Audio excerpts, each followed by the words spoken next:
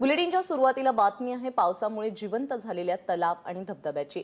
सातारा शहराला पाणी पुरवठा करणारं कास तलाव 100% भरलेला आहे आणि गेल्या 5 दिवसांपासून सातारा परिसरात जोरदार पावसानं हजेरी लावल्याचा हा परिणाम आहे। त्यामुळे अवघ्या काही दिवसांमध्येच कास तलाव काठोकाठ भरलेला आहे। जून महिना संपत आला तरी पावसाचा पत्ता नव्हता, त्यामुळे सातारकरांवरती पाणी कपातीचं संकट ओढावलं होतं। मात्र दमदार पावसाने पाणी कपातीचं संकट आता टळलेलं आहे। कास तलाव 100% भरलेला आहे।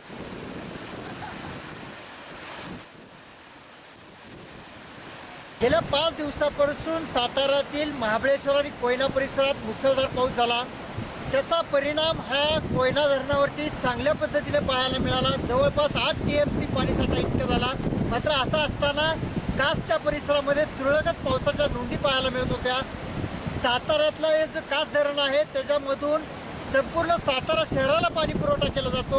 मात्र आता एक आनंदाची गोष्ट म्हणावी लागणार आहे। सातारा शहराला पाणी पुरवठा करणारे जे कास तलाव आहे ते पूर्णपणे दुधडी भरून वाहताना आपल्याला पाहायला मिळते। आपण पाहतोय की सातारा शहराला जो पाणी पुरवठा केला जातो त्या कासच्या तलावातून दुधडी भरून कशा पद्धतीने पाणी वाहायला लागलेलं आहे। 100% हे पाणी भरलेलं आहे, तलाव भरलेला आहे। त्यामुळे एक आनंदाची गोष्टच या सातारकरांसाठी म्हणावी लागणार आहे, कारण याच पाण्यावरती संपूर्ण सातारकरांची ताण भागवली जाते। पाऊस नसल्यामुळे मोठी चिंता प्रशासनाला होती, सातारकरांना होती।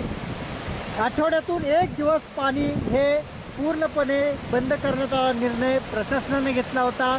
मात्र आता या पावसामुळे सध्या मोठा दिलासा मिळालेला आहे। मात्र सगळ्यात महत्त्वाची गोष्ट एक म्हणावी लागणार आहे की सध्या कोयना धरणाच्या परिसरात पूर्णपणे पाऊस मंदावल्यामुळं आता जो काही 5 दिवसात जो पाऊस झाला त्याच्यामुळे जे काही 7 टीएमसी पाणीसाठा इतका त्यामध्ये उपलब्ध झाला तेवढाच आहे। आता पुढे वाढते की नाही आणि पाऊस पडतो की नाही ही चिंता आहे। कॅमेरामॅन सागरसह राहुल तपासे, एबीपी माझा, कास, सातारा।